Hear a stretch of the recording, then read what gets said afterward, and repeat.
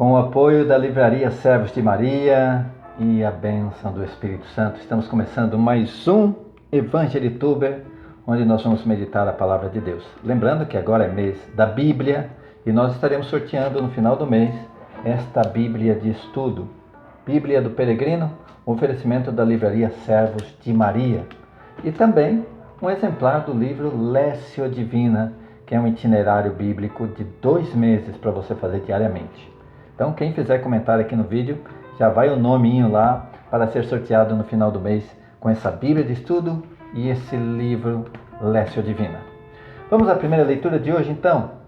1 Timóteo 2, de 1 a 8. Nós estamos continuando Timóteo. Fizemos o capítulo 1 e agora vamos já ao capítulo 2 da primeira carta de Timóteo. Olha o nome. A oração por todos.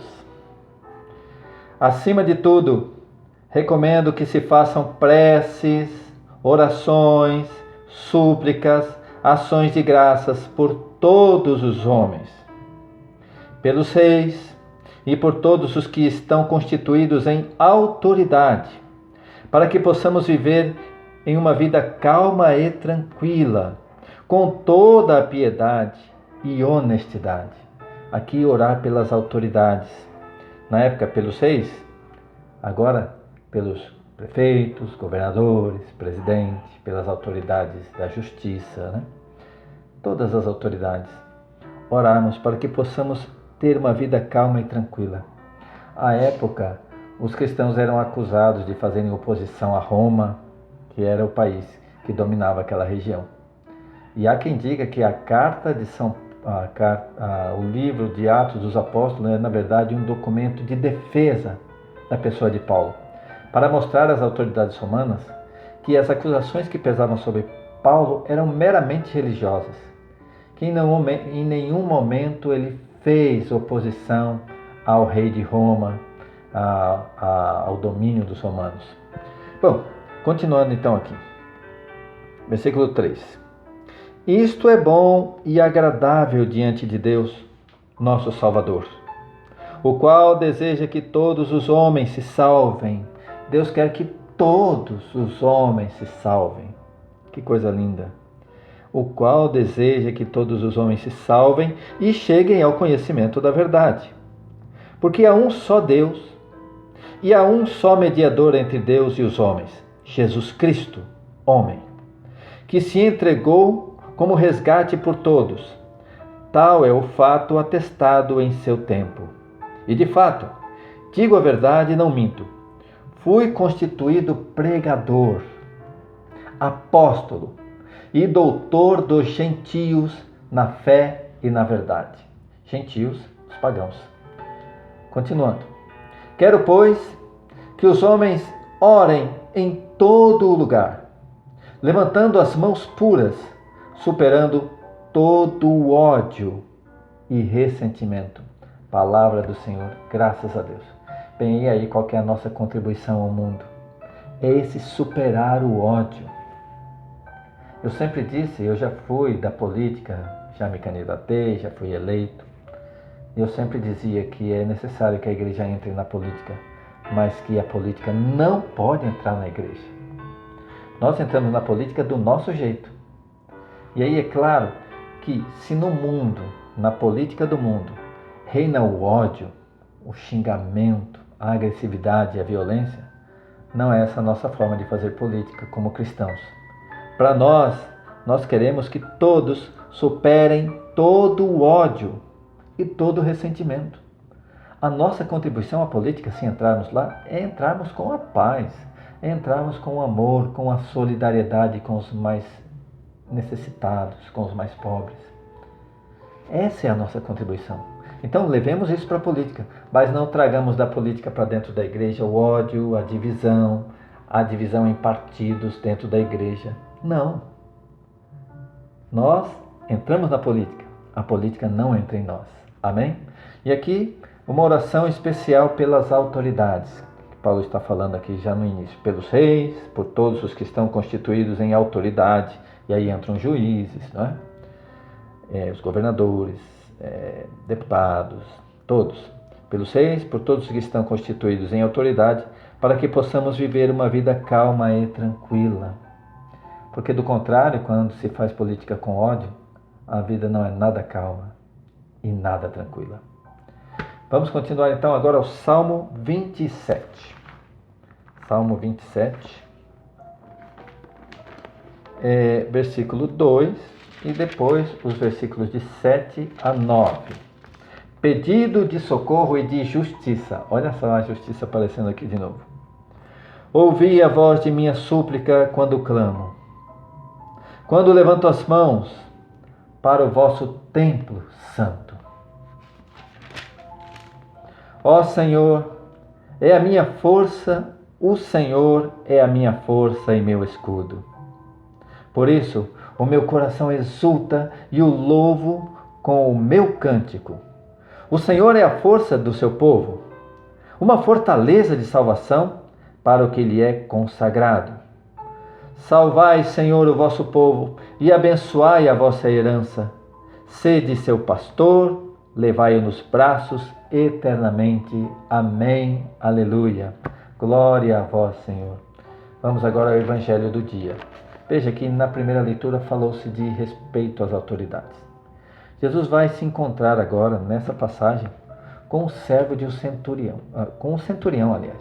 Centurião era uma autoridade romana, portanto ele era de origem pagã, era um gentio.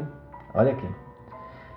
Mas esse homem, mesmo sendo pagão, mesmo sendo romano, uma autoridade romana, uma autoridade do governo de Roma, esse homem era generoso para com a igreja.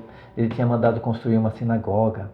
E ele é descrito assim como um amigo da nossa nação. Que nação é essa? A nação de Israel, a nação dos judeus. Então pediram a Jesus por ele. Olha, ele é romano, ele é de outra cultura, mas ele é amigo da nossa nação. Está dizendo assim, ele não é da nossa nação, mas ele é amigo da nossa nação. Ele até mandou construir uma sinagoga, ou construiu uma sinagoga.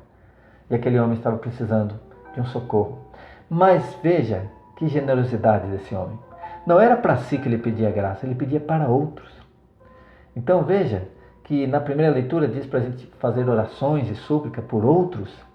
Este homem, que era autoridade, estava fazendo uma súplica por um servo dele, por um empregado, pedindo a Jesus para curar aquele funcionário. Olha o coração desse homem como era. Vamos ler então. Anúncio do Evangelho de nosso Senhor Jesus Cristo, segundo São Lucas. Glória a vós, Senhor. Pelo sinal da Santa Cruz, livrai-nos Deus, nosso Senhor, dos nossos inimigos. Em nome do Pai, e do Filho, e do Espírito Santo. Amém. O servo do centurião. Tendo Jesus concluído todos os seus discursos ao povo que o escutava, entrou em Cafarnaum. Havia lá um centurião. Centurião era um funcionário romano que tinha sob sua autoridade 100 guardas, por isso centurião. 100 soldados romanos. Havia lá um centurião que tinha um servo a quem muito estimava e que estava à morte. Tendo ouvido falar de Jesus, enviou-lhe alguns anciãos dos judeus, rogando-lhe que o viesse curar. Aproximando-se eles de Jesus, rogavam-lhe encarecidamente: ele bem merece que lhe faças este favor, pois é amigo da nossa nação. Ele não é da nossa nação, mas é amigo da nossa nação. E foi ele mesmo quem edificou uma sinagoga. A sinagoga é um templo a Deus. Sendo ele, não da nação israelita, construiu um templo. Continuando. Jesus então foi com eles e já não estava longe da casa, quando o centurião lhe mandou dizer por amigos seus: Senhor, não te incomodes tanto assim, porque não sou digno de que entreis em minha morada. Por isso, nem me achei digno de chegar-me a ti, mas disse somente uma palavra, e o meu servo será curado. Pois também eu, simples subalterno, tenho soldados às minhas ordens, e digo a um: vai ali, e ele vai. A outro: vem cá, e ele vem. E ao meu servo: faz isto, e ele o faz. Ouvindo isto, essas palavras, Jesus ficou admirado e, voltando-se para o povo que o ia seguindo, disse: em verdade vos digo, nem mesmo em Israel. Lembre que o centurião não era do povo de Israel, ele era amigo do povo de Israel. Nem em Israel, que é o povo para quem Jesus foi enviado como Salvador, como Messias, nem em Israel eu encontrei tamanha fé. E voltando para a casa do centurião, os que haviam sido enviados, encontraram o servo curado. Palavra da salvação. Glória a vós, Senhor. E aqui está Jesus diante de uma autoridade romana que não fazia parte nem do povo de Israel, povo para o qual ele foi enviado. Mas aquele homem tinha tanta fé no poder de Jesus que disse: nem precisa vir à minha casa, eu nem sou digno de que entreis em minha morada, mas se você dizer uma palavra daí, o meu servo será curado aqui.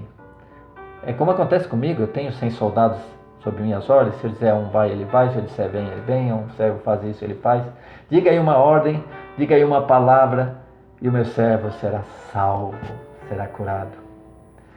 Essa palavra desse centurião, um gentio, um pagão, podemos dizer assim, entrou na liturgia.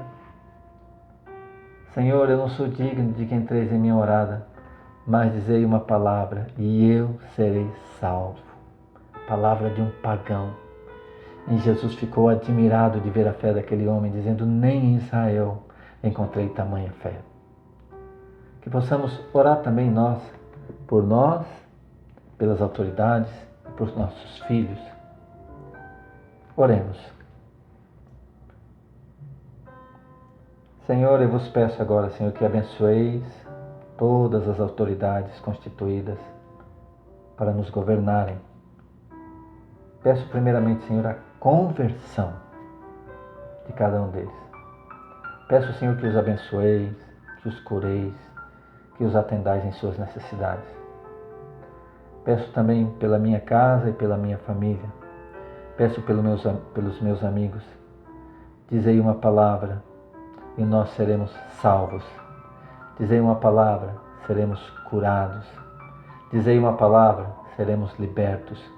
Porque nós cremos, Senhor, que o Teu nome salva, o Teu nome cura, o Teu nome liberta. E já antecipadamente vos glorificamos e bendizemos, porque viestes ao nosso encontro para nos salvar. Amém, Senhor. Irmãos, que bom. Estivemos reunidos aqui nesse vídeo, em nome do Pai, e do Filho, e do Espírito Santo. Amém.